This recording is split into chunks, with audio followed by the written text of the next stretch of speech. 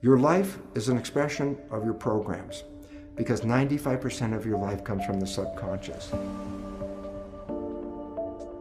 What would happen if your subconscious programs matched the wishes, desires, and aspirations you hold in your conscious mind? Twice a day, your brain is prepared to download information, and this is where you can reprogram your subconscious mind. The conscious mind, being creative, can learn from reading a self-help book, going to a lecture, watching a movie. The conscious mind can learn from something as simple as, aha, I just figured it out. So the conscious creative mind has many different ways of downloading information. But the two minds are not connected in the sense that if the conscious mind learns something, does it mean that the subconscious mind has learned this as well? And the answer is absolutely not. The conscious mind learns through its creative processes, but the subconscious mind learns primarily in two ways. I say, so what's different? I say, conscious mind, read a book, watch a movie, hear a lecture, it's downloaded, it already knows. Subconscious mind doesn't learn that way. The subconscious mind is a habit mind. Well, there's two ways to get programs into that subconscious mind. Number one was the way we downloaded information into the subconscious mind in the first 6 or 7 years of life, and that is this. The subconscious mind is operating at a vibrational frequency of theta, which is hypnosis. So it says, oh, yes, you can download information straight into the subconscious if your mind is in a state of hypnosis. So that's one way of acquiring a program. I said, well, the first 6 or 7 years, that brain of a child is predominantly operating in theta hypnosis, but now you're older, now what do? I go, well, here's an interesting fact. Twice a day, your brain goes through a period of theta vibrational activity. Twice a day, your brain is prepared to download information through hypnosis. I say, well, when does that occur? Well, remember, there are vibrational frequencies that ramp up. When you're sleeping, you're at the lowest vibrational frequency called delta.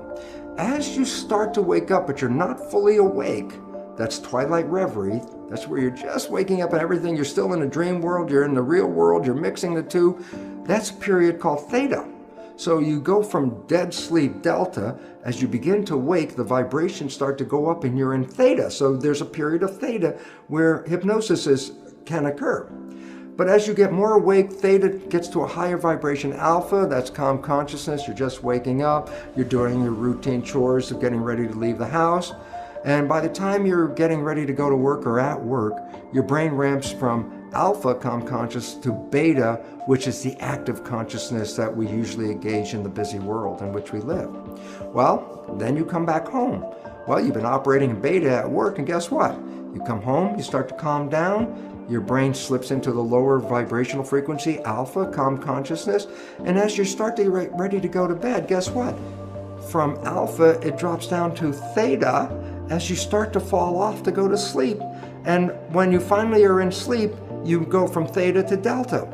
So that means as you're going to sleep, as you're going from the alert state to the sleep state, you also pass through theta. So twice a day, your brain is engaged in theta. On the way in waking up, going from delta to higher vibrations, you pass through theta. On the way of going to sleep, you go from higher vibrations to delta and again pass through theta. So twice a day, your brain is in a state where it is in a state of hypnosis theta. And this is where you can use subliminal tapes to reprogram your subconscious mind.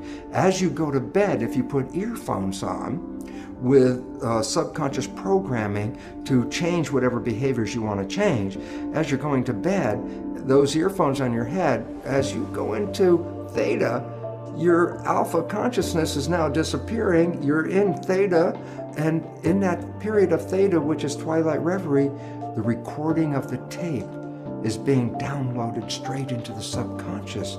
And that's how subliminal tapes work. So if you want to change a program, you can select a tape that will have the program that you desire to put into your mind.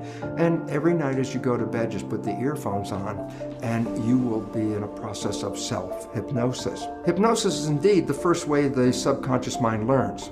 But after you pass 6 or 7 years of age, the subconscious mind learns in a different way, and that is called habituation. Meaning, if you repeat something and repeat it and repeat it, the subconscious mind will download it and make it a habit.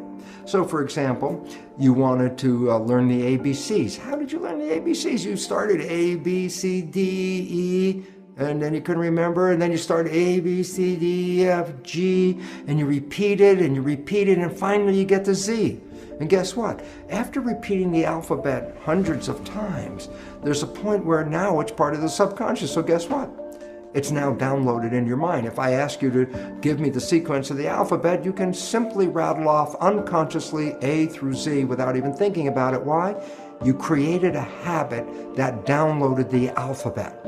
So, after you're 6 or 7, and you want to change programming your life, a way of doing it is the conventional way, is creating a habit, repeating something on almost a religious level. Let me just make it clear. A sticky note on the refrigerator is not a habit.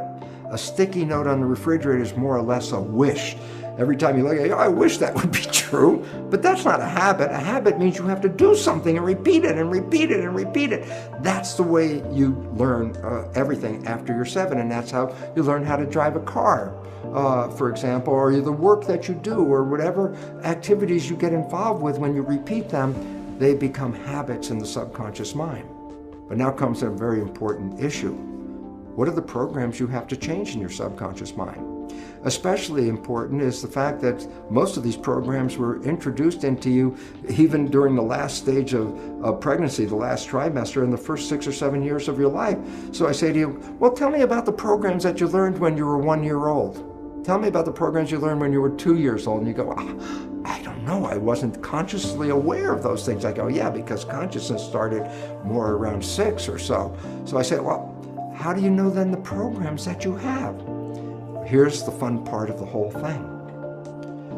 Science has revealed that we operate our lives 5% of the time from the conscious mind, and 95% of the time our behaviors are controlled by the programs in the subconscious mind. What does it mean? It's simple.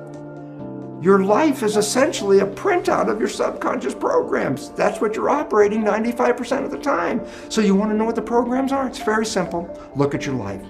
The things that work for you and that come to you and the things that you want come to you because you have programs in the subconscious that encourage their being there.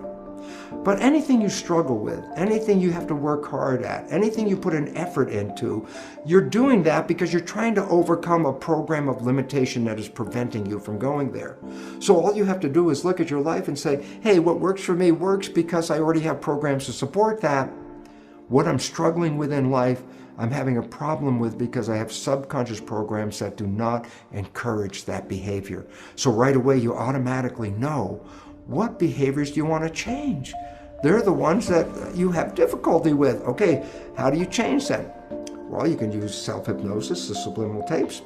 You could change them by creating new behavioral habits that you repeat every day religiously, changing the old behavior and rewriting it live every time, saying, no, don't do it that way. No, don't do it that way. Talking to yourself and saying, that's not what I want. This is what I want. And you constantly repeat this to yourself. Guess what? Habit will inevitably change that program and put it into the new program. So now we're down to a very fundamental understanding of life. And that fundamental understanding of life is this. Your life is an expression of your programs, because 95% of your life comes from the subconscious. That if you want to change your life, you could do either of two things: stay in the conscious mind, be mindful, or 2, rewrite the programs in your subconscious mind. Think about this. How many of us talk to ourselves and say, oh, come on, Bruce, don't do that. That's such a stupid thing. And I'm talking to myself to try to change a behavior. And it's very frustrating because the more I talk at myself, the less the behavior is changing. And the more I talk, the more angry I get with myself because I'm not listening to my own suggestions. And then I ask people to stop for a moment. I say, you're talking to yourself. Who are you talking to? And you say, well, I'm talking to my subconscious mind. I go, well, there's the problem. The subconscious mind is like a tape recorder. There's nobody in there. So all of that effort to try to change the subconscious mind by talking to it is a waste of time for a very simple reason. There's nobody in there to respond to your new wishes and your new desires. You actually have to engage hypnosis, habituation, what is the consequence of rewriting it? And simple answer is this. What would be the consequence if your subconscious programs matched the wishes, desires, and aspirations you hold in your conscious mind? Thank God we can reprogram the subconscious mind.